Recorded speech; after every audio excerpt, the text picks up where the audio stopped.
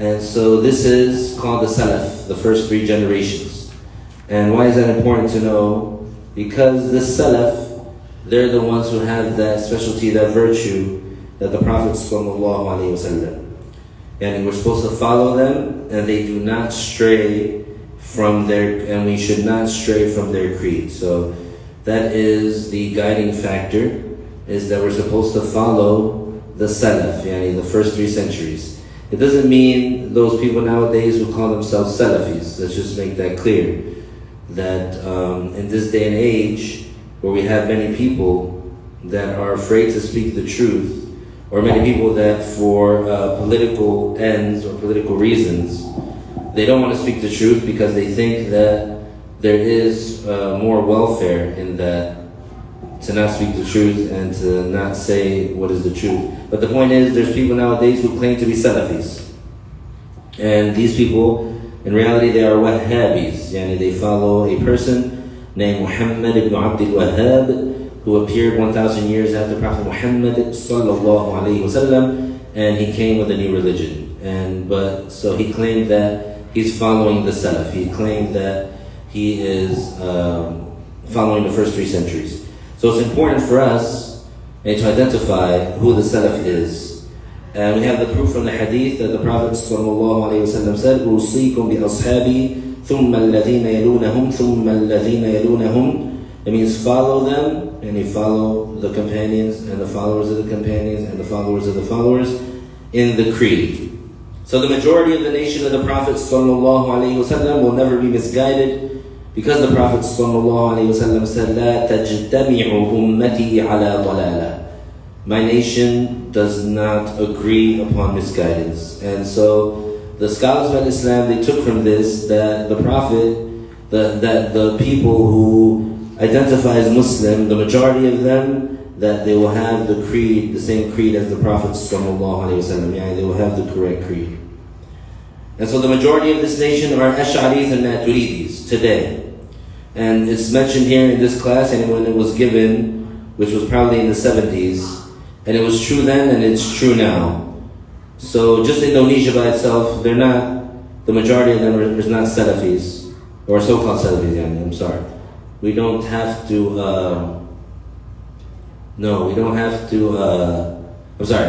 we cannot call the Wahhabis Salafis, because it's misleading, because they don't really follow the Salaf. These are Wahhabis, because they follow that man whose name is Muhammad ibn Abdul Wahhab.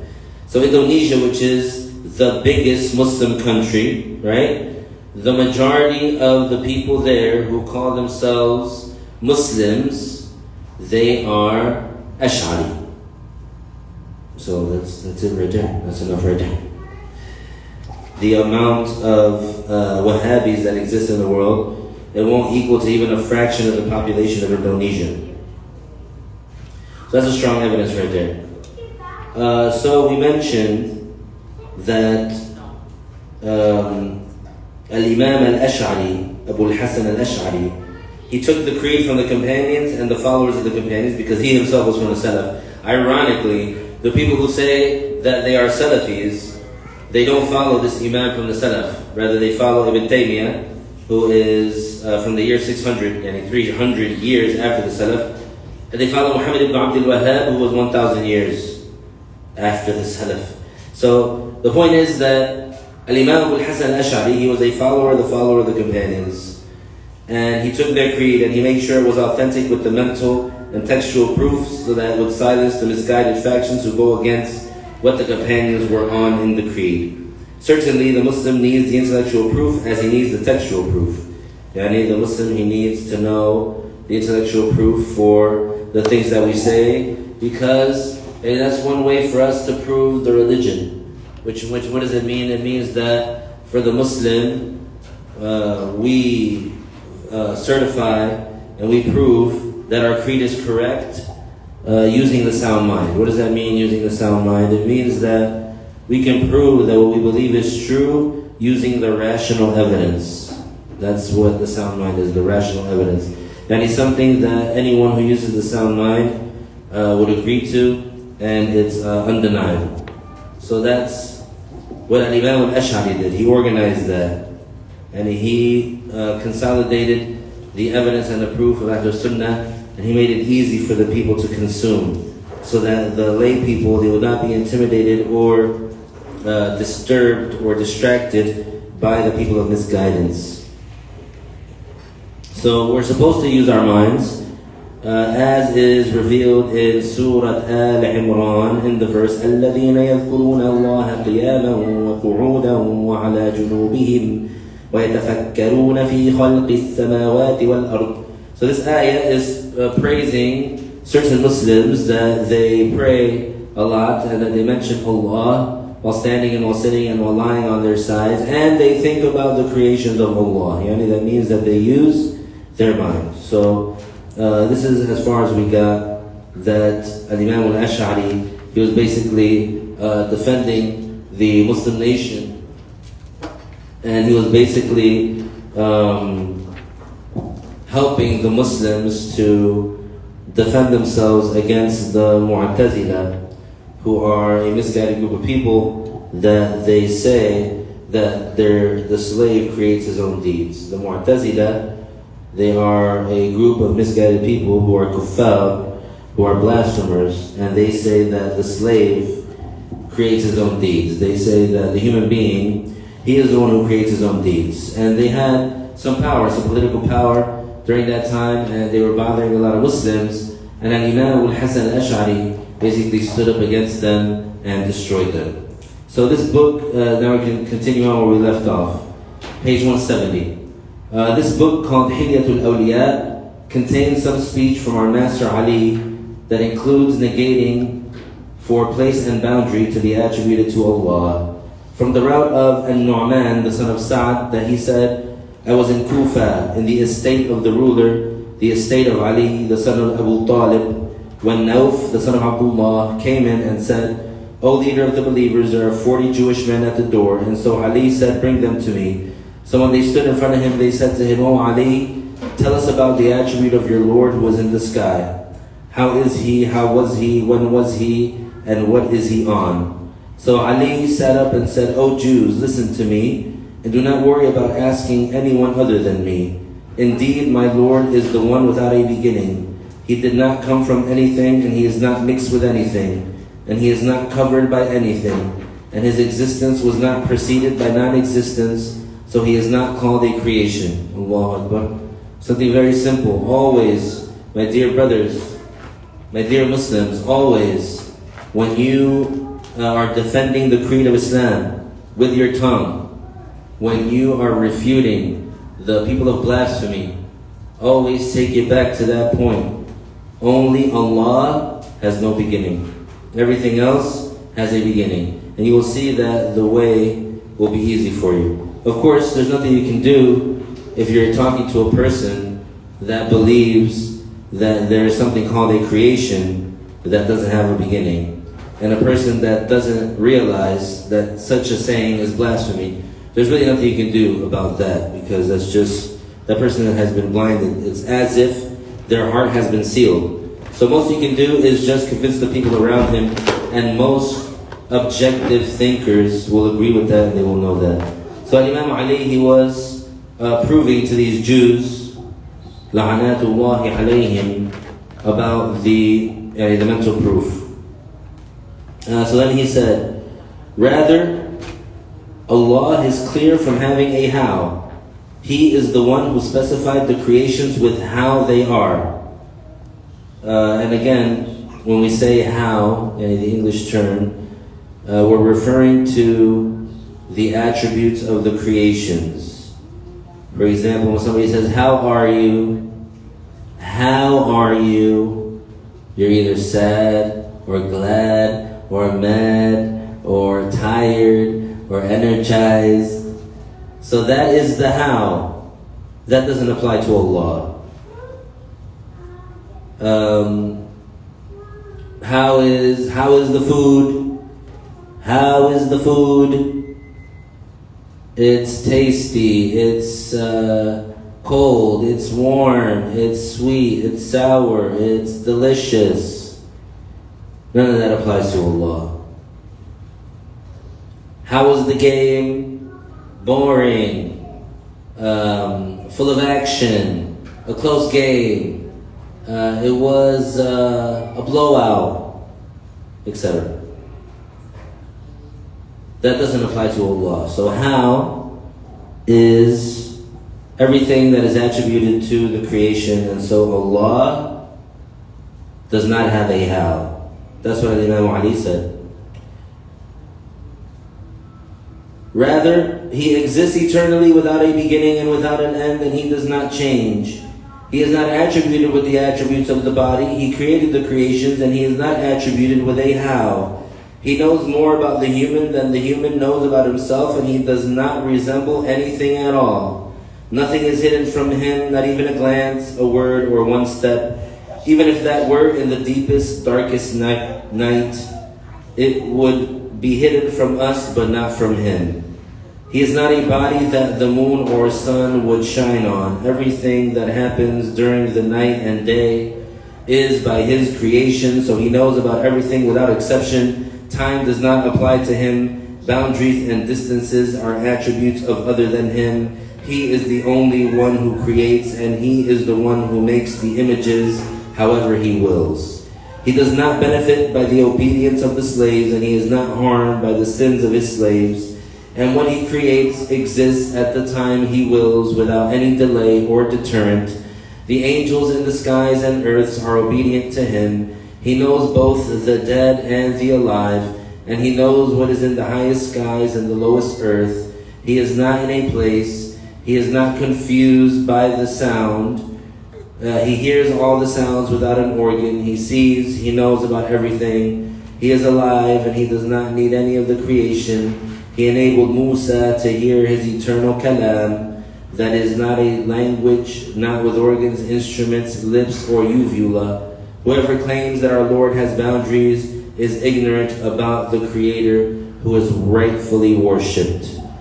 So that was the whole speech that was given by Al-Imam Ali radiallahu anhu to those Jews who came to him asking him about Allah. So the Jews came to Al-Imam Ali radiallahu anhu to ask him about Allah, and that is what he responded with. Radiallahu anhu wa karrama Allahu wajhahu. So we love Al-Imam Ali, and we love Ahlul Bayt, and that is the proper Sunni position. And there are people nowadays that they claim to be supporters of Ahlul Bayt, and they claim to be lovers of Ahlul Bayt, but in reality, if any of Ahlul Bayt from the time of the Prophet ﷺ would be alive now, they would not be, let's say, with those people who claim to be their supporters. Those people who claim to be their supporters, these people, in reality, they do not love Ahlul Bayt. In reality, it's similar to how the Christians, they claim that they love Prophet Jesus alayhi salam. In reality, they don't love him, they don't know him. As for those people nowadays who they call themselves Shia, they in reality are not lovers of or representatives of Ahlul Bayt.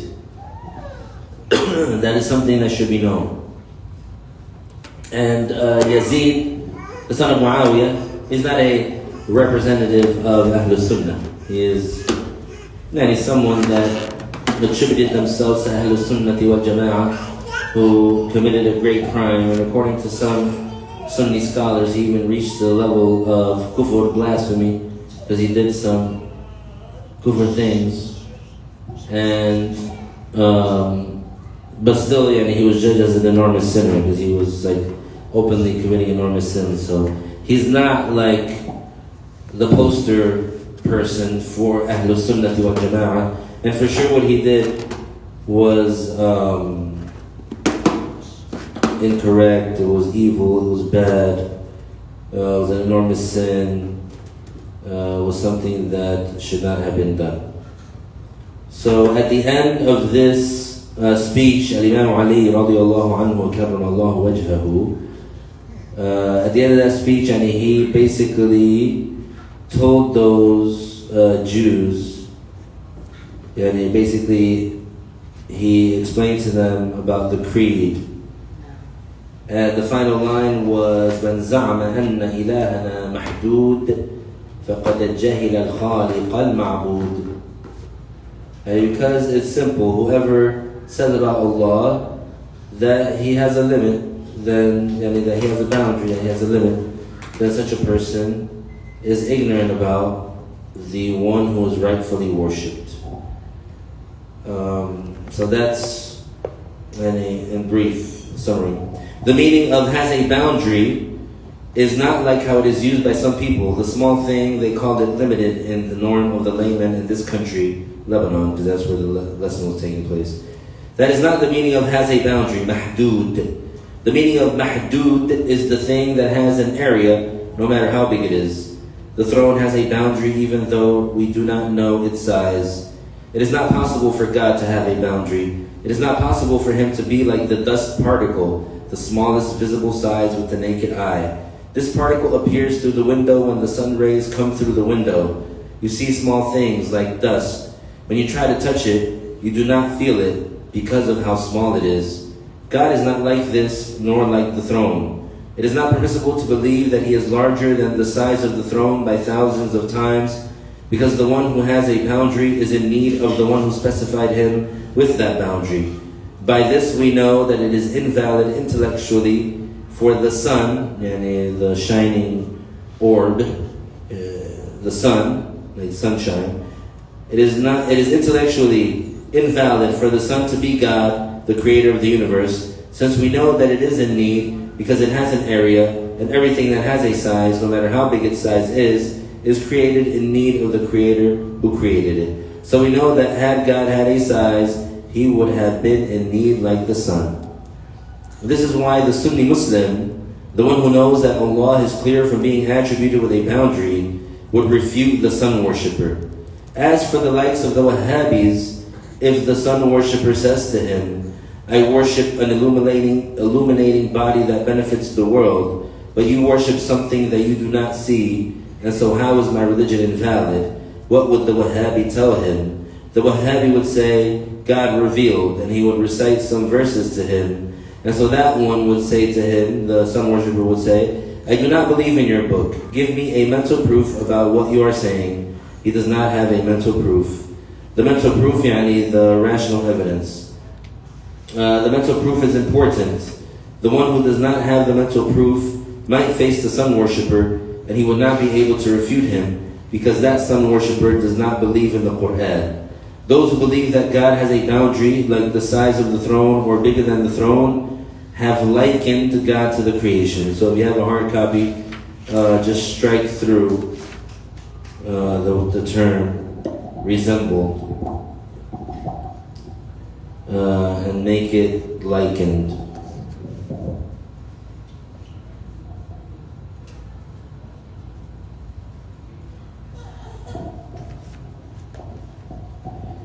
Ibn Taymiyyah said once, and of course Ibn Taymiyyah is misguided and he's a big kafir, and he was convicted during his time by a committee of scholars, not politicians and not people that are in political power, rather by the Muslim judges of his time.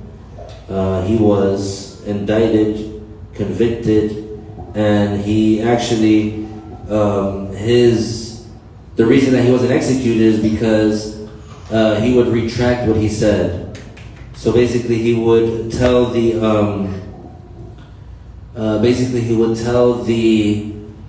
judges that he repents from that, the blasphemous things that he's being convicted for, and then they would make him sign a paper. He would sign the paper, and then when they would let him free, and then he would say the shahada, and they would make him say the shahada to return to Islam.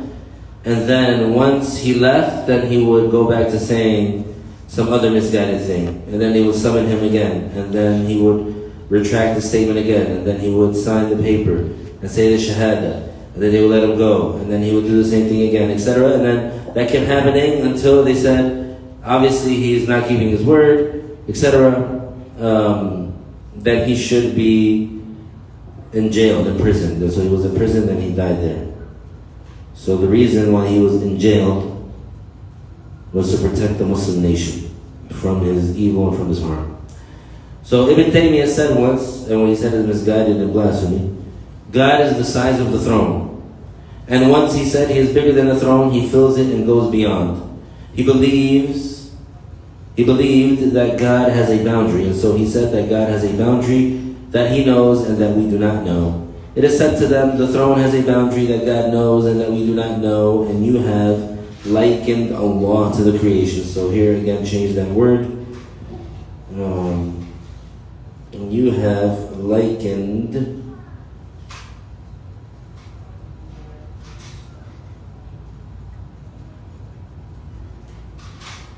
likened Allah to the creation. Yani the one who says that Allah has a boundary.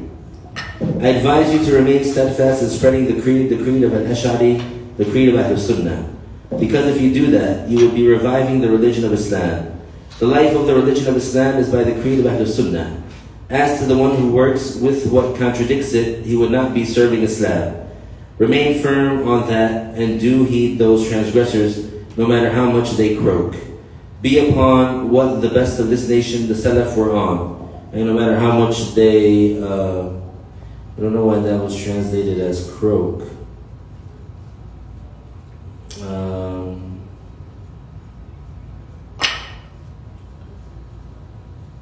Na'aku.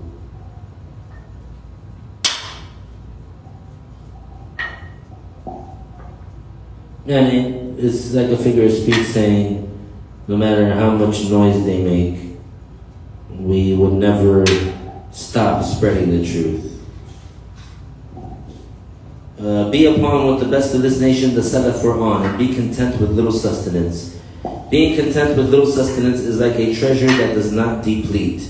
As for the one who is not satisfied with little sustenance, he will be pulled to sins. Some of those misguided people, do you know what pulled them to that misguidance? It is them not sufficing with little sustenance. I advise you to leave out anger, because anger leads to destruction, it leads to kufr, it leads to lying, it leads to killing a relative, it leads to killing a friend, and other than that, among the corrupt things and destructive things. The sheikhs of the tariqah, our master Ahmad al-Rifa'i and our master Abdul Qadir al-Jilani and Sheikh Shah Naqshband, and other than them, they took from al-Bay'atu al-Nabawiyyah. The Prophet ﷺ used to take oaths from the companions to leave out associating partners with Allah and other than that. And those who take oaths from people take oaths from them to be consistent in making dhikr. Therefore, al-Bay'atu al-Nabawiyyah is a basis for the oath of the tariqah. Therefore, no one would deny it except an ignorant person. It is the oath that only contains an oath to make dhikr, so there is no harm in that. It is said to those who object, why do you object? If they say because the Prophet ﷺ did not do it, it is said to them, did he forbid it? How many things do we do that the Prophet ﷺ did not do? The mosque of the Prophet ﷺ did not have a mihrab until it was built by Umar, the son of Abdul Aziz, during his rulership of Al-Madinah. Although the Wahhabis started spreading in Algeria, although the Wahhabis who started spreading in Algeria closed some of the mihrabs there in some of the mosques, meaning that this concave structure where the Imam stands, it's widely used in the Islamic world. But some Wahhabis in Algeria, because they are adhering to their Wahhabi principles, which are wrong, they're covering up these maharib because obviously the Prophet ﷺ didn't do it. So those Wahhabis are basically following their own creed and saying whatever the Prophet ﷺ didn't do is a bid'ah and it is forbidden. So this is something for us that is a proof against them, because then it's obvious that this mihrab is good. Then the author said, Likewise, the dots in the Quran and the signs that point to the end of a verse and the round symbol at the beginning of the verses did not exist. Likewise, the symbol of the hizb and the juz', all of that did not exist. All of that was started after the Prophet ﷺ by some time by the Muslims. So how do you object to things that the Prophet ﷺ did not do, and you are silent about other things that the Prophet ﷺ did not do? The Rifa'i Tariqah is the oldest of the Sufi orders. Shaykh Ahmad al-Rifa'i and Shaykh Abdul Qadir al-Jilani were in the 6th century after the migration. Then after that, the Sufi orders became numerous. Their number reached about 40. All of these Sufi orders, except the Tijaniya, were founded in compliance with the Quran and the Hadith. Our Master al-Rifa'i was a scholar, a muhaddith, a jurist, and a shafi'i. The righteous pious Muslims of that time used to say that he was the best of the sheikhs with the highest status during his time. He was very humble and compassionate. He was called Abul Alamain. This means the knowledge of the outward and the knowledge of the inward. And he was also called the Sheikh of the limping girl because he cured a girl named Zainab that used to limp. And Allah Ta'ala knows best. So that finishes covering that lesson, that second class, or the second half of that class.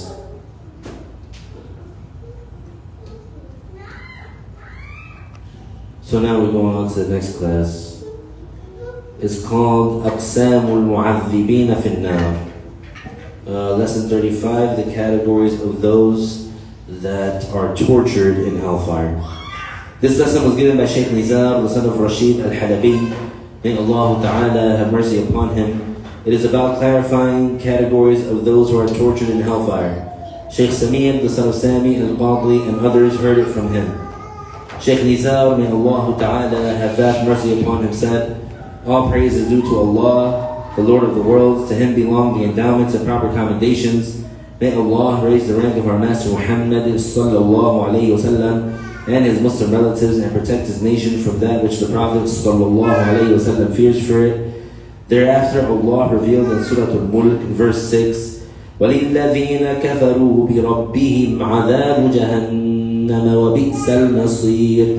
And Allah Ta'ala revealed in Surah Al-Kahf, إِنَّا أَعْتَدْنَا لِلظَّالِمِينَ نَارًا أَحَاطَ بِهِمْ سُرَادِقُهَا وَإِنْ يَسْتَغِيثُوا يُغَاثُوا بِمَاءٍ كَالْمُهْلِ يَشْوِي الْوُجُوهِ بِئْسَ الشَّرَابُ وَسَاءَتْ مُرْتَفَقًا.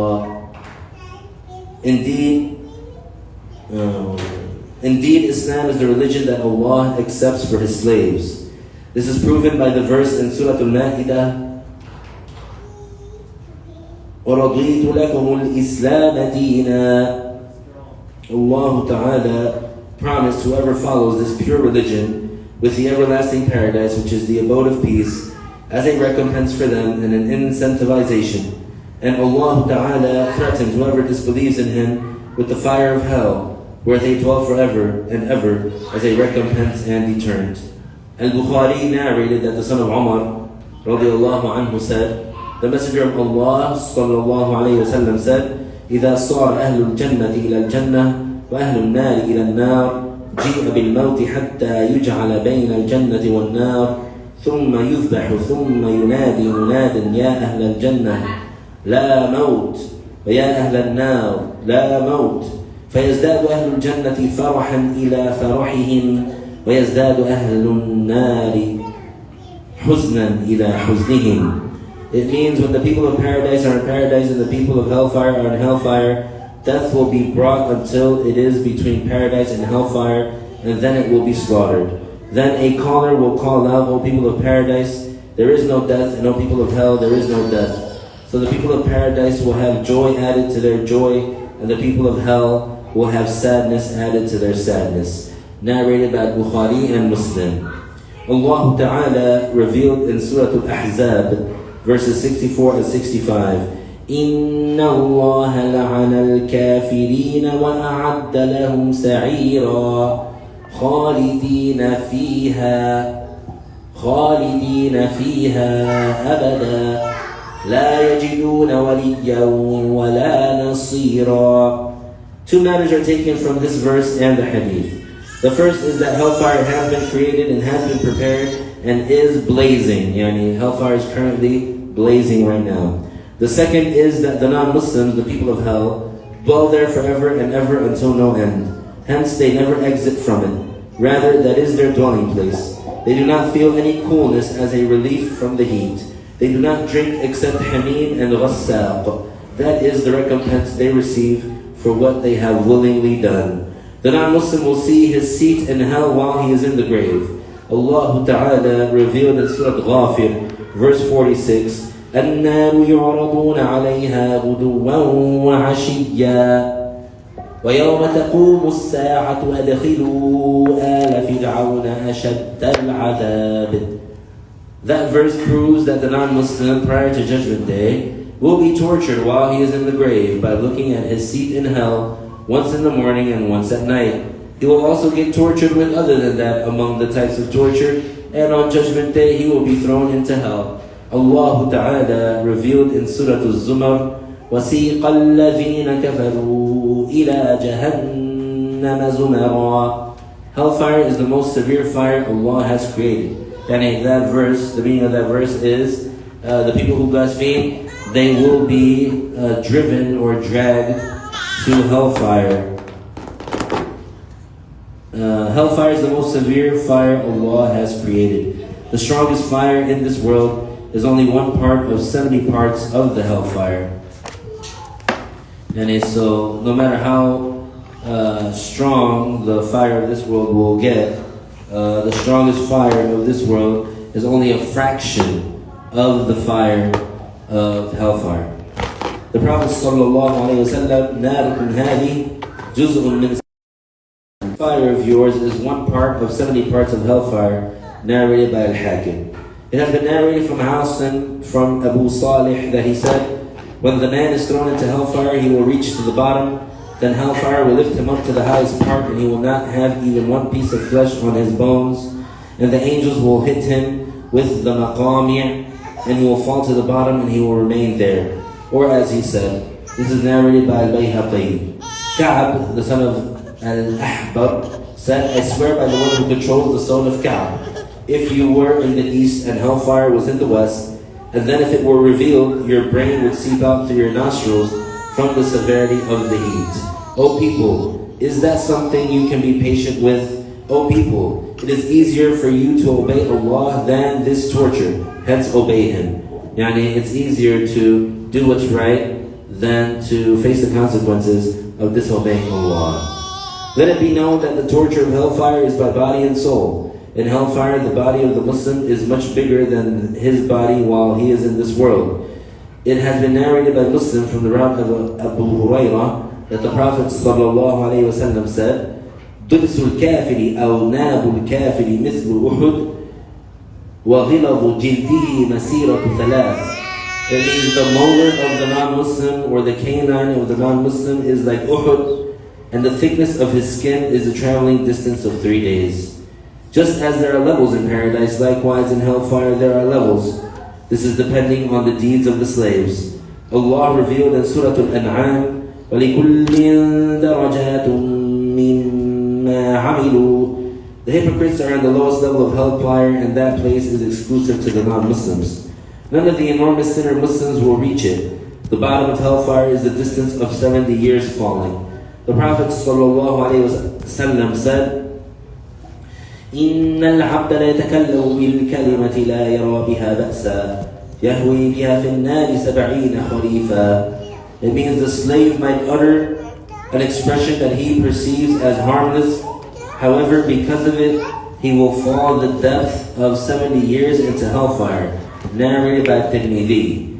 This hadith means that the person might say a word that he does not think is bad, and in reality, that word causes the person to fall to the bottom of hellfire, which is reserved, which is specific to the non-Muslims. Yani, only the non-Muslims, they go to the bottom of hell. The Muslims, they don't go beyond the 40-year mark. So the deepest that a Muslim would go in hellfire, and for the bad deeds that he did, that he'll be punished for the bad deeds that he did, the furthest that he'll go is 40. No.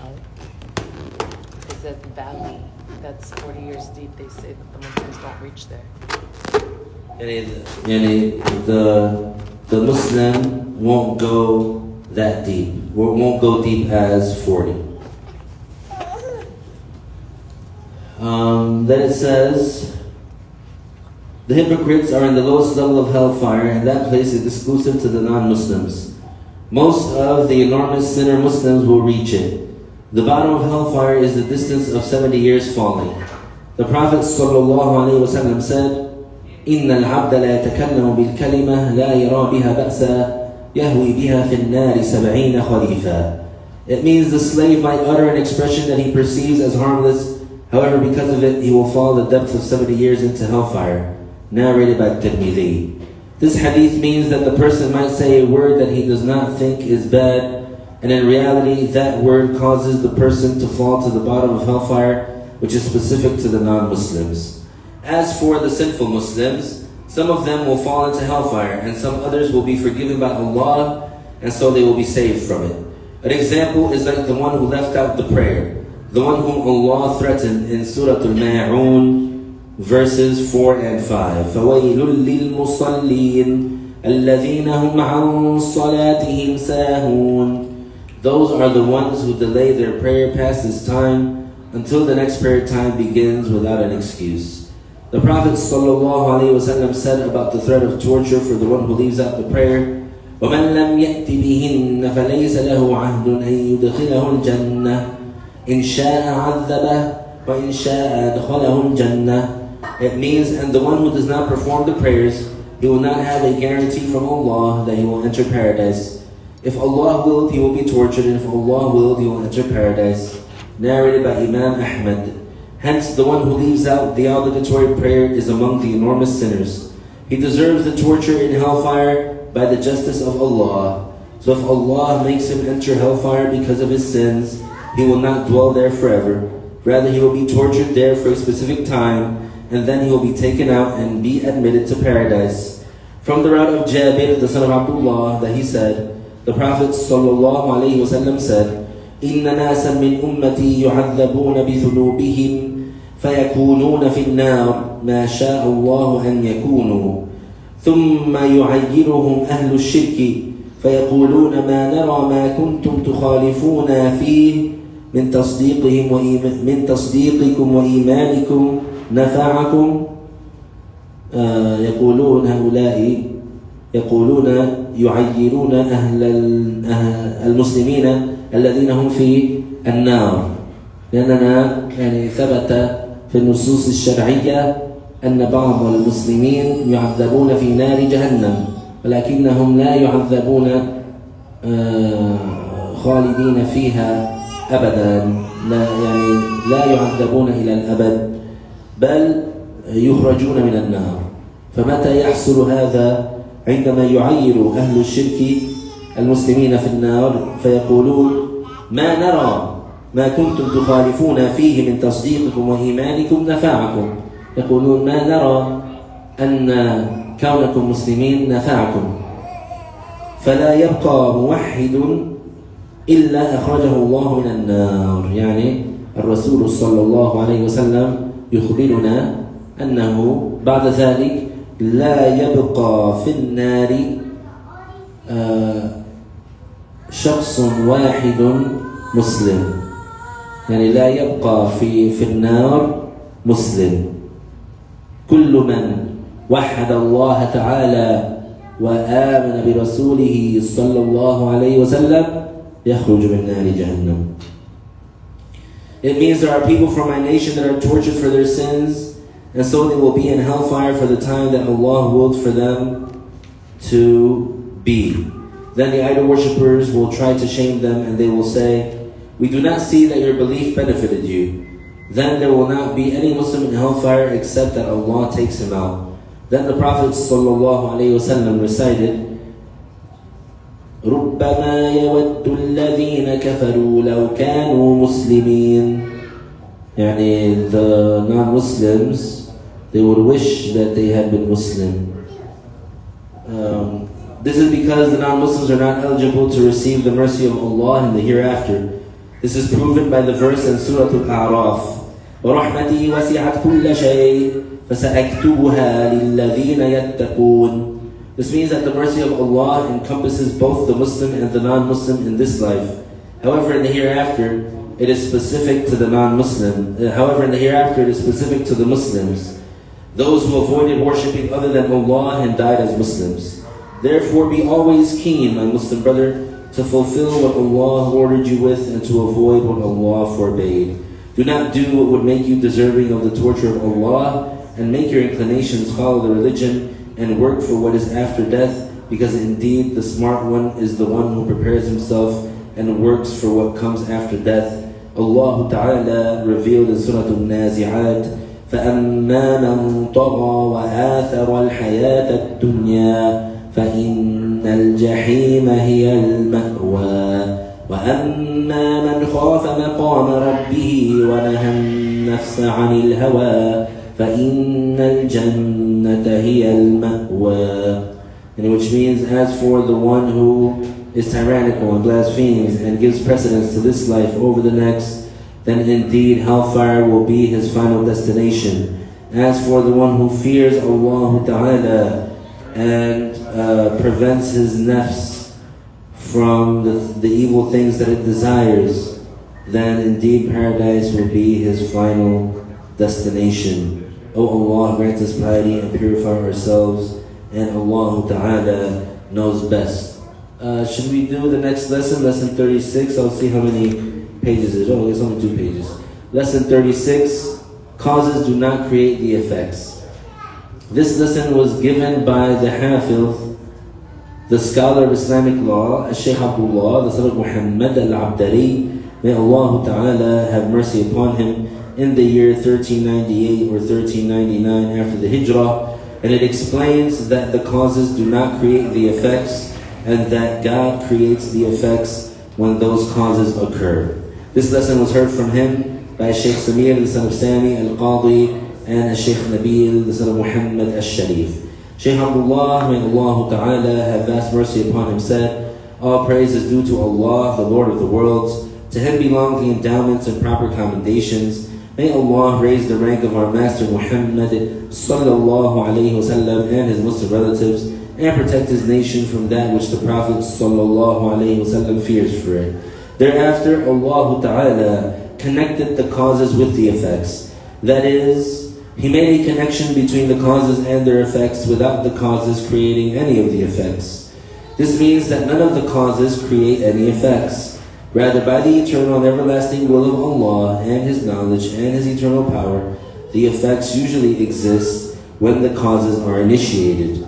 This means that when the human uses the causes, such as the medicine to get a cure, Allah creates the cure by His eternal will. Therefore, if He did not will in eternity for the effect to occur after the cause, then the effect will not occur. Therefore, let the person not expect that every single time the cause is found, that the effect will take place, or that the effect will occur inevitably. Rather, it is an obligation on us to believe that if the causes occur, the effects occur if Allah will eternally for these effects to occur. If Allah willed eternally, and eternally means without a beginning. And Allah will, and with His eternal and everlasting will, and without a beginning. Rather, it has been the norm by the will of Allah that a lot of times the cure happens when you use the medicine, and God did not will for the cure to occur by the use of the medicine always in every single situation. Had God willed for the cure to occur with it in all situations, then each person who uses the medicine would be cured when he uses it without fail. However, we witness that in many cases the people use the specific medicine for the specific sicknesses, and then the cure does not occur. And it means that if it was the case that the causes created their effects then the medicine would work every time. But since that's not the case, we know that sometimes the medicine works and sometimes it doesn't. And so what does that tell us? It tells us that the causes do not create their effects. However, we witness that in many cases, the people use a specific medicine for the specific sicknesses, and then their effects, and then the cure does not occur. This is a visible proof that the causes do not create their effects. Rather, the fact is that the cause and effect usually go together. Therefore, let the slave not rely on the causes, and let him rely on the creator of the causes. Let the person rely on God, the one who created a connection between the cause and the effect. Let him rely on Allah. Why would one rely on the causes? This medicine that the people put their hopes in are created by God, and the cure that occurs when using them is created by God. It is not created by anyone other than God. So how would the person forget the creator of the causes and their effects because of the causes? Forgetting about the creator of the effects constantly is among the traits of those who are heedless about God, and they rely on the causes. As for the one who believes that these causes create their effects and does not believe that God is the creator of the causes and their effects, then such a person is surely a kafir.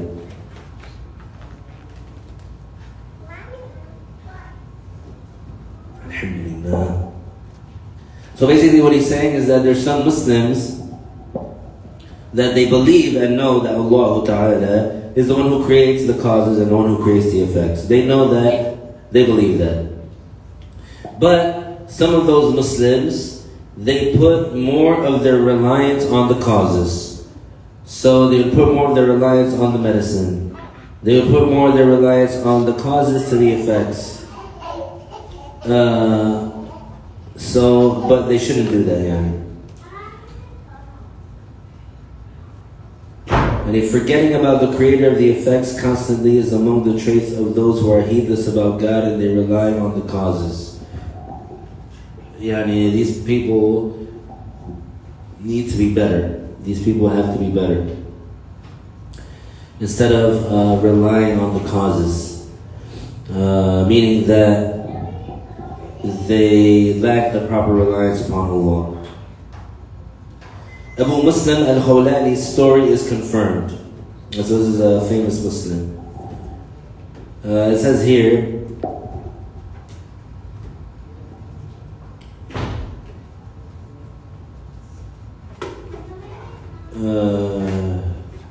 هذه الأدوية التي يعلق الناس عليها آمالهم مخلوقة لله، والشفاء الذي يحصل عند استعمالها بخلق الله تعالى ليس مخلوقا لأحد غير الله. فكيف ينبغي أن ينسى خالق الأسباب والمسببات من أجل الأسباب؟ هذا أي نسيان المسبب على الدوام من شيمة الغافلين عن الله الواقفين عند الأسباب. أما من اعتقد أن هذه الأسباب هي تخلق مسبباتها ولا يعتقد أن الله تعالى هو خالق الأسباب ومسبباتها فإنه كافر. والعياذ بالله. Yani, so let the slave not rely on the causes and let him rely on the creator of the causes. Let the Muslim rely on Allah, the one who created the connection between cause and effect. Why would one rely on the causes? This medicine that the people put in their hopes in are created by Allah. The cure that occurs when using them is created by Allah. It is not created by anyone other than Allah. So how would the person forget the creator of the causes and their effects because of the causes?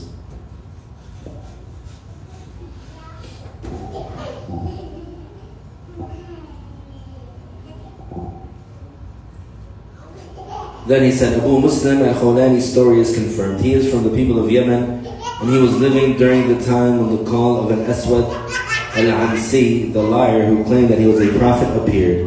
So Abu Muslim was walking among some people and belying an Aswad in the lands which believed in an Aswad. He was walking and saying to the people, Al-Aswad is a liar, he is not a messenger of God. Rather, the messenger of God is Muhammad sallallahu alayhi wasallam. Those who believed in Al-Aswad Al-Ansi took him to their leader whom they believed in his saying that he was a prophet. And so they did not see it as an easy matter that this Muslim, Abu Muslim al-Khawlani, was telling the people that their leader is a liar. So he said to them, "Take back what you said and believe that I am the messenger of God." He replied, "I will not take it back. You are not the messenger of God." He belied him in his face. So he built a big fire and threw him in it, and the fire did not have any effect on him. Then the next day they also built another fire. They also built a great fire and threw him in it, but he did not burn. Then they built another fire the third day, and he was thrown in it, but he did not burn. And so then he exiled him and said, "Do not stay in my land," that is, among the people who believed in him. And he kicked him out of the place where the people who believed in him were, in that land. Then this man went to the city of Al-Madinah, entered the mosque, and while he was there, Umar the son of Al-Khattab came to him, looked at his face and said, "You are Abu Muslim al-Khawlani." He said, "Yes," because his news had spread among the Muslims from Yemen to the Arabian Peninsula. His story had spread. So Umar kissed him between the eyes and said, "All praise is due to Allah, the one who made someone in the nation of Prophet Muhammad sallallahu alayhi wasallam like Prophet Ibrahim sallallahu alayhi wasallam." Abu Muslim did not come to Al-Madinah until after the Prophet sallallahu alayhi wasallam died. He had embraced Islam during the life of the Prophet sallallahu alayhi wasallam in his land in Yemen. But he did not migrate because he was unable to leave his land to go to Al-Madinah where the Prophet sallallahu alayhi wasallam was residing. And so he was among those who had an excuse.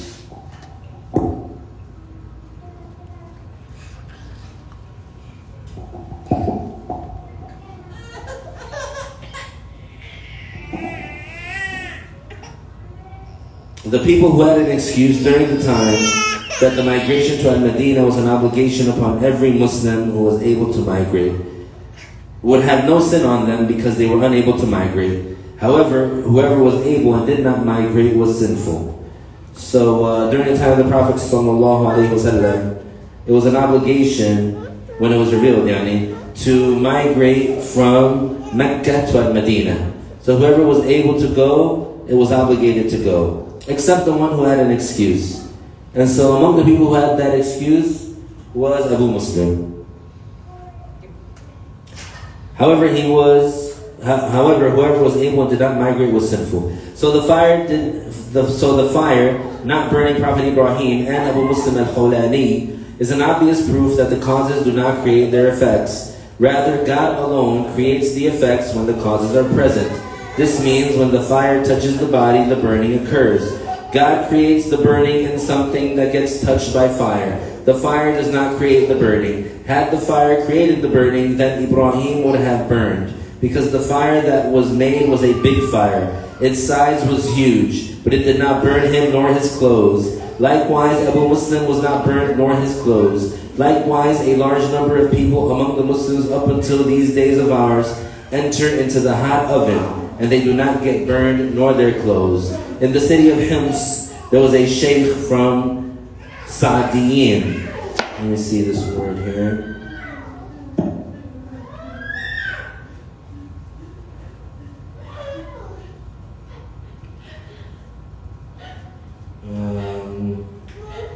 Trying to find the word in Arabic.